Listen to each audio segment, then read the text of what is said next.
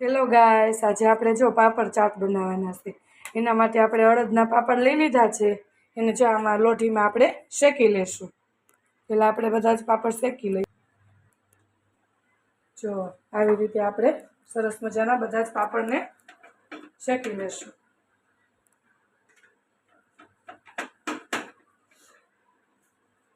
જો આપણો પાપડ શેકાઈ ગયો છે સરસ મજાનો. હવે આપણે પાપડ ચાટ બનાવશું આના. જો આ પાપડ આપણો સરસ મજાનો અડદનો પાપડ શેકાઈ ગયો છે. જો આપણા બધા જ પાપડ શેકાઈને રેડી થઈ ગયા છે. હવે આની અંદર આપણે એક મરચું લીધું છે, 2 ડુંગળી, 1 ટમેટું, કોથમરી, લીંબુ અને મરી મસાલા કરી લેશું. આ બધું લઈ લીધું છે. એની અંદર આપણે સ્વાદ અનુસાર ચટણી નાખશું. ડુંગળી નાખી છે એટલે ચટણી ઓછી નાખશું. આની અંદર કાકડી પણ નાખી શકાય, પણ અમે એવોર્ડ કરી છે. કાકડી નથી ભાવતી. થોડુંક મીઠું નાખશું સ્વાદ અનુસાર. પછી આ બધું જ મિક્સ કરી લઈશું. આની અંદર આપણે 1 મરચું નાખ્યું છે ઝીણું કટ કરી. આ બધો જ મરી મસાલો આપણે મિક્સ કરી લઈશું. જો તો તૈયાર છે આપણો આ મસાલો અને આ પાપડ.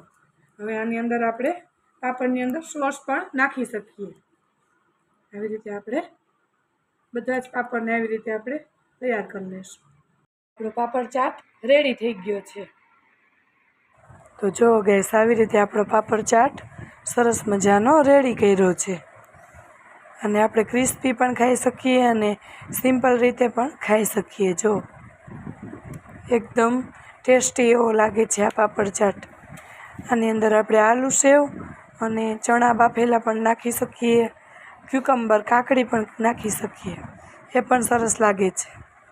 તો સરસ મજાનો પાપડ ચાટ આપણો રેડી થઈ ગયો છે. તો હવે આપણે આને સર્વ કરશું. જો આલુ સેવ અને ચણાવાળો પાપડ ચાટ રેડી છે.